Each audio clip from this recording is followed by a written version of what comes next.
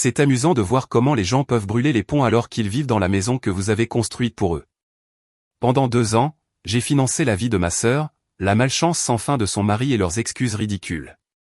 J'ai payé son loyer, acheté ses provisions, et même lui ai offert une voiture. Je me disais que c'était temporaire, qu'ils avaient juste besoin d'un coup de pouce, mais d'une manière ou d'une autre, temporaire s'est transformé en un cycle sans fin d'histoires à dormir debout, de promesses non tenues et de factures à mon nom. Tout a commencé lorsque Mia, ma sœur, a épousé Alex. Ils étaient jeunes, fauchés et désespérément optimistes. J'avoue que je les ai un peu plaints au début. Ils venaient d'emménager dans ce petit appartement miteux, et Alex avait perdu son emploi juste après le mariage. Mia m'a appelé, pratiquement en larmes, et m'a demandé si je pouvais payer leur premier mois de loyer. Je n'ai pas hésité, c'était ma sœur, et j'avais l'argent. Un mois s'est transformé en 2, puis en 6. Au moment de leur premier anniversaire de mariage, je payais non seulement leur loyer, mais aussi leurs provisions, leurs factures et leur essence.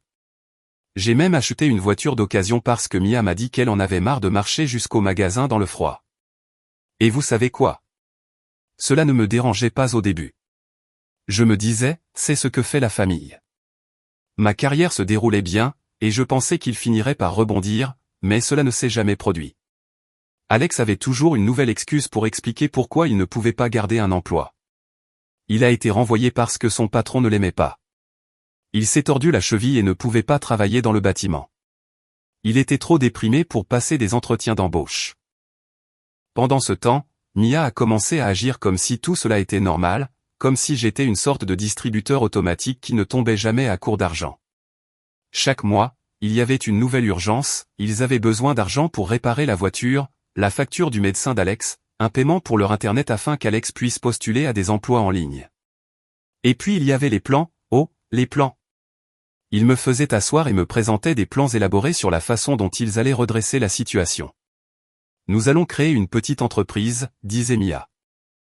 Nous avons juste besoin d'un peu plus d'aide pour les coûts de démarrage.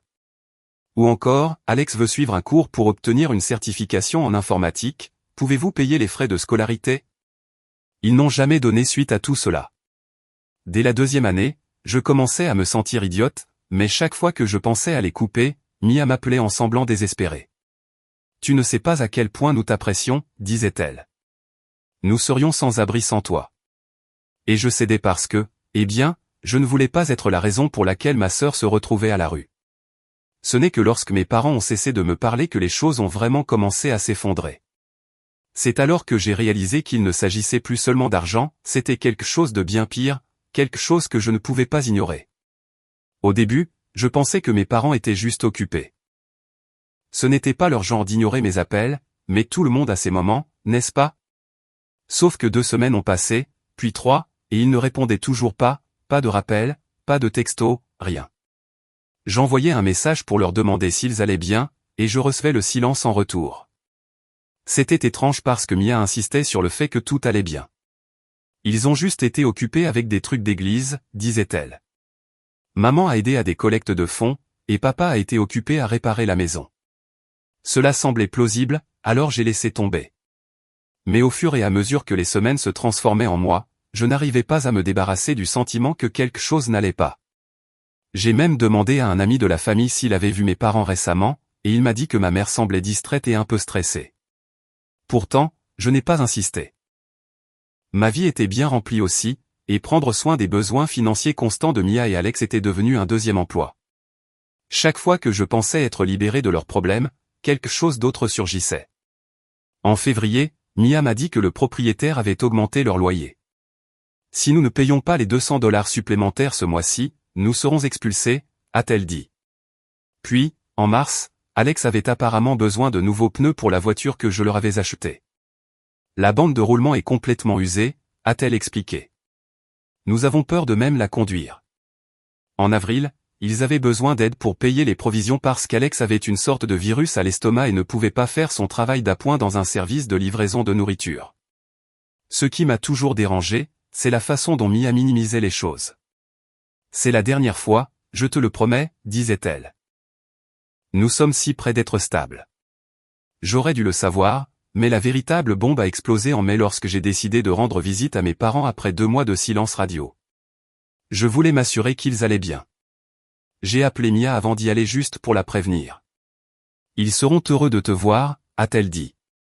Peut-être apporter des fleurs à maman. Je me souviens être entré dans leur maison et avoir immédiatement eu l'impression d'être entré dans la maison de quelqu'un d'autre. Ce n'était pas aussi chaleureux et accueillant que d'habitude. Ma mère m'a à peine regardé quand elle a ouvert la porte, et mon père ne s'est pas levé de son fauteuil inclinable. « Salut », ai-je dit en souriant. « Ça fait du bien de vous voir. »« Vraiment », a dit ma mère, en croisant les bras. La conversation a rapidement dégénéré. Mon père m'a coupé chaque fois que j'essayais de parler, et ma mère m'a accusé d'être ingrate, égoïste et, celle-ci était stupéfiante, haineuse. « Tu n'as aucun respect pour cette famille, disait-elle.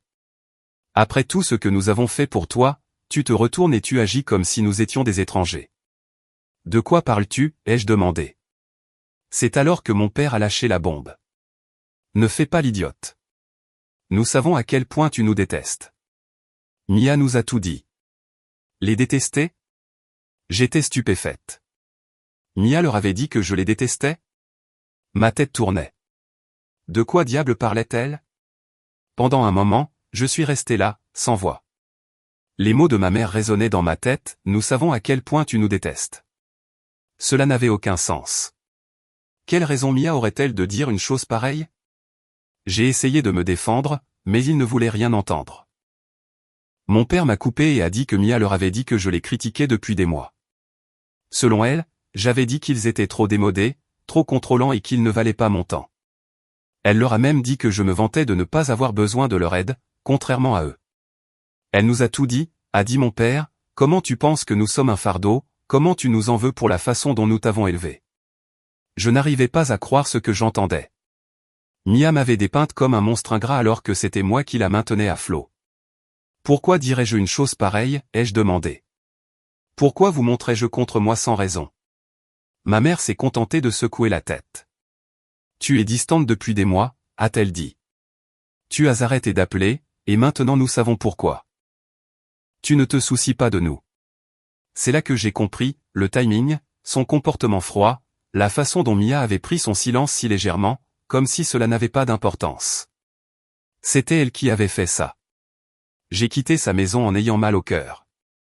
Je n'ai même pas essayé de discuter plus longtemps, il était clair qu'il ne me croirait pas assise dans ma voiture, j'ai repassé en revue chaque conversation que j'avais eue avec Mia au cours des derniers mois, et tout a commencé à se mettre en place. Chaque fois que je lui envoyais de l'argent, elle parlait de la façon dont mes parents l'aidaient aussi. Ils ont payé ma visite chez le médecin, a-t-elle dit une fois. Ils m'ont tellement soutenu. À l'époque, je n'y ai pas prêté beaucoup d'attention, pourquoi ne l'aiderait-il pas? Mais maintenant, cela avait du sens, elle touchait 2 fois. Elle ne voulait pas que mes parents et moi parlions parce qu'elle savait que je le découvrirais. Le lendemain, je l'ai appelée. Mia, ai-je dit, nous devons parler, face à face. Elle s'est présentée chez moi avec Alex à ses côtés. Il était assis sur le canapé à faire défiler son téléphone pendant que Mia me faisait son plus beau sourire innocent. « Qu'est-ce qui se passe » a-t-elle demandé. « Je suis allé voir maman et papa hier, ai-je dit. Ils m'ont raconté des choses assez intéressantes. » Son sourire s'est estompé. « Que veux-tu dire » ? Je veux dire qu'ils pensent que je les déteste, que je parle dans leur dos, et ils ont eu cette idée de toi. Ses yeux se sont écarquillés. Quoi ? Non, je ne ferai jamais ça. Tais-toi, Mia, ai-je claqué. Tu leur as menti. Tu m'as fait passer pour le méchant pour qu'ils arrêtent de m'aider et ne t'aident que toi. Tu voulais t'assurer d'avoir toute leur attention et leur argent. Elle s'est figée, le visage rouge. Alex, toujours collé à son téléphone, a marmonné, « Chérie, de quoi parle-t-il » ? Oh, ne fais pas semblant de ne pas savoir, ai-je dit, en me tournant vers lui. C'était ton plan depuis le début, n'est-ce pas ? Rester assis, trouver des excuses et traire mes parents et moi autant que possible. Alex a finalement levé les yeux. Et, ce n'est pas juste, Dash, n'est-ce pas ? Je l'ai coupé. Tu n'as pas travaillé depuis 2 ans, Alex. 2 ans. Tu as été parfaitement heureux de laisser Mia mentir et manipuler tout le monde autour d'elle pour que tu n'aies pas à lever le petit doigt. Mia a essayé de discuter, mais je n'écoutais pas. J'en avais assez. Je vous coupe tous les deux, ai-je dit. Plus d'argent, plus de loyer, plus de provisions. vous êtes livré à vous-même. Tu ne peux pas faire ça, s'est écrié Mia. Regarde-moi faire, ai-je dit. La panique sur leur visage était presque satisfaisante. Presque. Après avoir dit à Mia et Alex que j'allais les couper, ils ne l'ont pas bien pris. Mia a commencé à pleurer et à jurer qu'elle ne voulait pas que les choses dégénèrent à ce point, tandis qu'Alex faisait les 100 pas dans la pièce en marmonnant à quel point j'étais injuste. Je m'en fichais. Pour la première fois en 2 ans, j'avais l'impression de reprendre enfin le contrôle de ma vie. Mais alors, il s'est passé quelque chose que je n'avais pas vu venir. 2 jours plus tard, j'ai reçu un appel d'un numéro inconnu. J'ai failli ne pas y répondre, mais quelque chose m'a dit de le faire. C'est bien D, a demandé la voix à l'autre bout du fil. Oui, qui est à l'appareil? Ici Ryan, le frère d'Alex. Le frère d'Alex? Je ne savais même pas qu'il avait un frère. D'accord, c'est à propos de quoi? J'ai entendu dire que tu aidais Mia et Alex financièrement depuis un certain temps, a-t-il dit. Je pensais que tu devrais savoir. C'est alors que Ryan a lâché la bombe. Apparemment, Alex avait menti à tout le monde, pas seulement à moi, mais aussi à Mia. Il n'était pas seulement au chômage, il avait en fait gaspillé l'argent que je leur avais envoyé au jeu. Pas tout, mais suffisamment pour qu'ils aient du mal à joindre les 2 bouts mois après mois.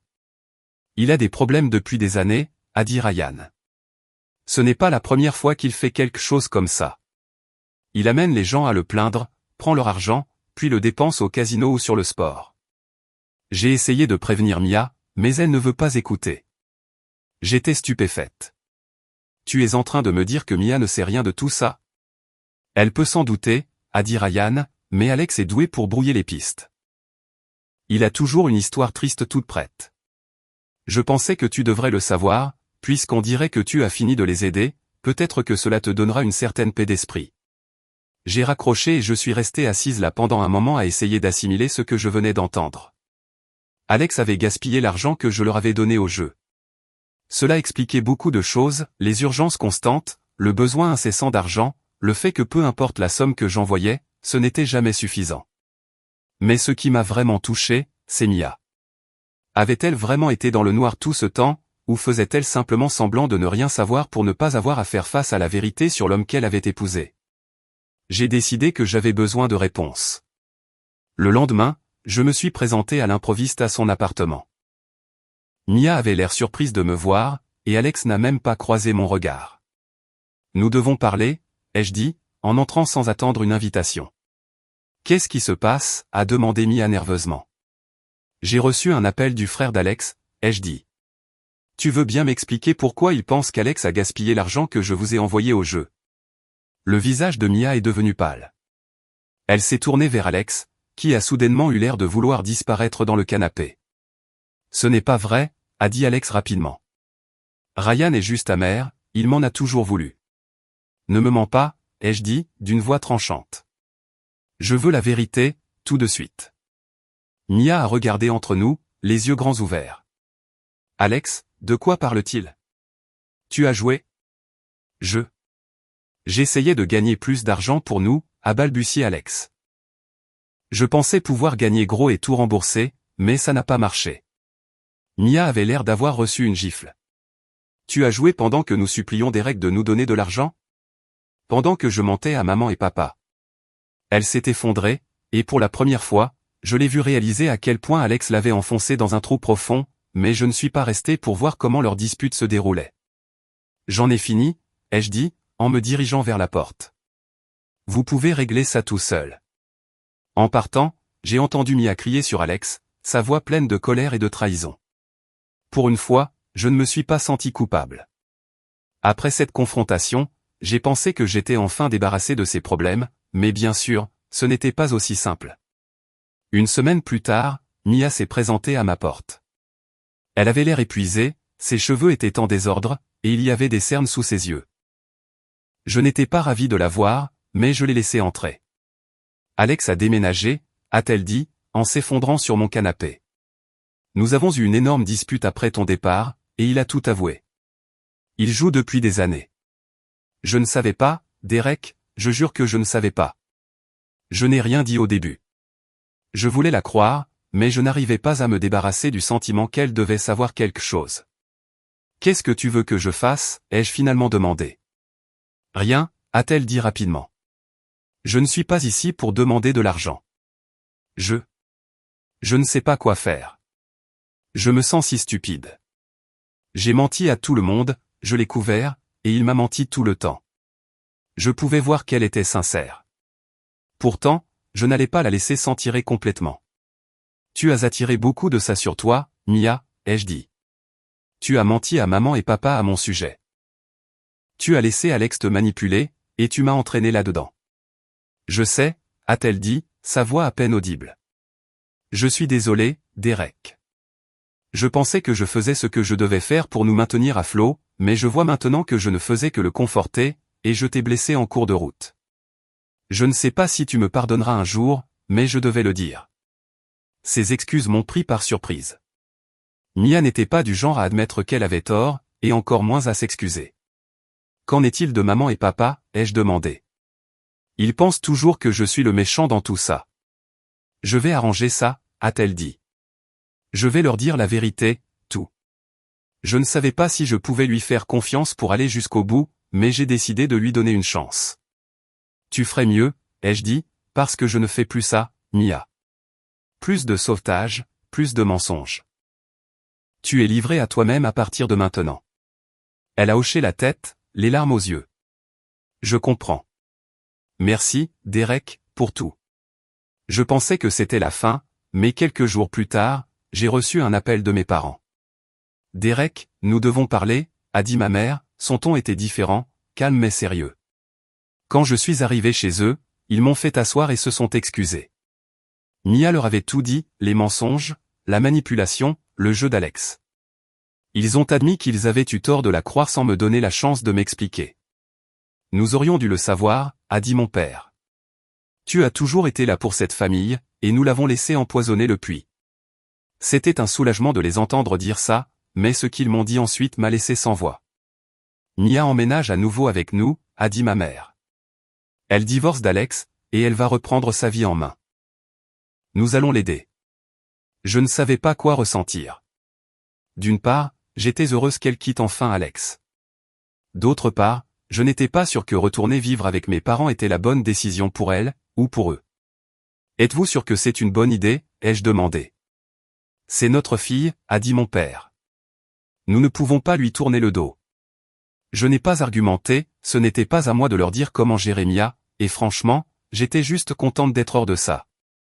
Quant à Alex, j'ai entendu dire par des amis que les choses allaient mal pour lui. Sans Mia ou moi pour se soutenir, il a fini par squatter chez un ami. Cela n'a pas duré longtemps. Apparemment, il leur a emprunté de l'argent et ne l'a jamais remboursé. La dernière fois que j'ai entendu parler de lui, il vivait dans sa voiture. J'aimerais pouvoir dire que je le plaignais, mais ce n'était pas le cas. Il avait fait son lit, et maintenant il devait se coucher dedans. En fin de compte, j'ai appris une leçon importante, on ne peut pas sauver les gens qui ne veulent pas être sauvés. J'avais passé 2 ans à investir de l'argent dans une situation qui n'allait jamais s'améliorer parce que Mia et Alex ne voulaient pas qu'elle s'améliore. Ils voulaient la vie facile, et ils se fichaient de savoir qui ils blessaient pour l'obtenir. Maintenant, je me concentre sur moi-même. Je suis à nouveau plus proche de mes parents, et Mia et moi parlons, bien que je fasse toujours attention avec elle. Je ne pense pas que je lui ferai un jour entièrement confiance, mais au moins elle essaie de se racheter. Quant à Alex, eh bien, je n'ai plus de nouvelles de lui depuis ce jour dans son appartement, et franchement, j'espère que je n'en aurai jamais. Je pensais avoir tout le tableau, mais la vie a une façon de lancer des balles courbes quand on s'y attend le moins. Environ un mois après que tout s'est passé, j'ai reçu un appel d'un vieil ami d'Alex. C'était un nom que je n'avais pas entendu depuis des années, Marc. Marc et moi n'étions pas proches, mais nous fréquentions les mêmes cercles, et il était au mariage de Mia et Alex. Je n'avais aucune idée de la raison pour laquelle il m'appelait maintenant. « Salut Derek », a-t-il dit. Ça peut paraître un peu sorti de nulle part, mais je pense que tu devrais savoir quelque chose sur Alex et Mia. J'ai gémi intérieurement. J'en avais tellement marre de tout ce qui avait à voir avec eux. Quoi de ? Eh bien, je viens d'apprendre qu'Alex dit aux gens que tu fais partie du problème, a dit Marc. Il a fait courir le bruit que tu envoies de l'argent parce que tu te sens coupable de la façon dont tu as traité Mia quand tu étais plus jeune. J'ai presque ri. De quoi diable parle-t-il ? Apparemment, il dit aux gens que tu as intimidé Mia quand elle était enfant, que tu as rendu sa vie misérable, et maintenant tu paies pour ça. Il a même dit à certaines personnes que tu contrôlais ses finances pour la maintenir dépendante de toi. Je ne savais même pas comment répondre. Alex avait clairement sombré dans la folie, inventant des histoires pour se faire passer pour la victime. Mais ce n'est pas ce qui m'a vraiment touché. Marc a hésité avant d'ajouter, et Mia, elle ne le corrige pas vraiment. Que veux-tu dire, ai-je demandé, mon estomac se nouant. Elle ne le dit pas ouvertement, mais elle laisse les gens penser qu'elle le fait. Quand les gens en parlent, elle dit simplement des choses comme c'est compliqué ou nous avons nos problèmes, mais c'est de la famille. Point. J'avais l'impression d'avoir reçu un coup de poing dans le ventre. Après tout ce que j'avais fait pour elle, après lui avoir offert une voiture, payé son loyer et l'avoir soutenue pendant des années de mensonges, elle laissait encore Alex traîner mon nom dans la boue. J'ai appelé Mia ce soir-là, furieuse. Qu'est-ce qui se passe, ai-je exigé. Elle a fait semblant d'être confuse au début, mais quand je lui ai dit ce que Marc avait dit, elle est devenue sur la défensive. Je n'ai jamais dit ces choses, Derek. Tu sais comment est Alex, il essaie juste de se faire mousser. Ouais, mais tu ne l'arrêtes pas, n'est-ce pas? Tu laisses les gens penser que j'étais un frère horrible qui essayait juste d'acheter le pardon. Il y a eu une longue pause avant qu'elle ne dise « Je ne voulais pas causer plus de drame, d'accord ?» Je pensais que tout ça finirait par passer. Ce n'est pas suffisant, Mia, ai-je dit. Tu ne vas pas rester là à laisser Alex me démolir, pas après tout ce que j'ai fait pour toi. Je vais lui parler, a-t-elle dit doucement, mais le mal était déjà fait. Une semaine plus tard, j'ai reçu un appel de mes parents. Ils étaient en colère contre moi. Pourquoi les gens disent que tu as intimidé Mia quand vous étiez enfant, a exigé ma mère. Pourquoi nous n'étions pas au courant de ça? Je n'arrivais pas à croire ce que j'entendais. D'une manière ou d'une autre, les mensonges d'Alex avaient retrouvé leur chemin vers mes parents, et le silence de Mia leur avait permis de prendre racine. Ce n'est pas vrai, ai-je dit fermement. Vous savez que ce n'est pas vrai. Alors pourquoi Alex dirait-il ça? Pourquoi Mia le laisserait-elle faire? Je ne sais pas, mais vous devez lui demander, ai-je dit. C'est elle qui laisse faire. C'était épuisant d'essayer de me défendre contre quelque chose d'aussi ridicule, mais cela a rendu une chose claire comme de l'eau de roche, Mia n'avait pas changé. Elle s'était excusée, bien sûr, elle avait dit qu'elle voulait arranger les choses, mais quand il a fallu passer à l'action, elle pensait toujours à elle d'abord, même si cela signifiait me jeter sous le bus. En fin de compte, j'ai décidé de couper Mia complètement. J'ai dit à mes parents qu'ils pouvaient croire ce qu'ils voulaient, mais je n'allais plus me défendre. S'ils voulaient croire les mensonges d'Alex, c'était leur affaire. Ce n'était pas la résolution que j'espérais. Je voulais que les choses redeviennent comme avant, mais parfois la vie ne fonctionne pas comme ça. Certaines relations sont trop brisées pour être réparées. Le plus injuste? Mia a obtenu ce qu'elle voulait. Elle vit maintenant avec mes parents, obtenant leur soutien pendant que je suis à l'extérieur et que je regarde à l'intérieur. Et Alex, la dernière fois que j'ai entendu parler de lui, il rebondit toujours de canapé en canapé, racontant à qui veut bien l'écouter à quel point la vie a été injuste envers lui. Quant à moi, je suis passé à autre chose. Je n'ai plus besoin de leur approbation. Je me suis fait une bonne vie, et c'est suffisant. Ce n'est pas la fin heureuse que je voulais, mais c'est celle que j'ai, et je peux vivre avec.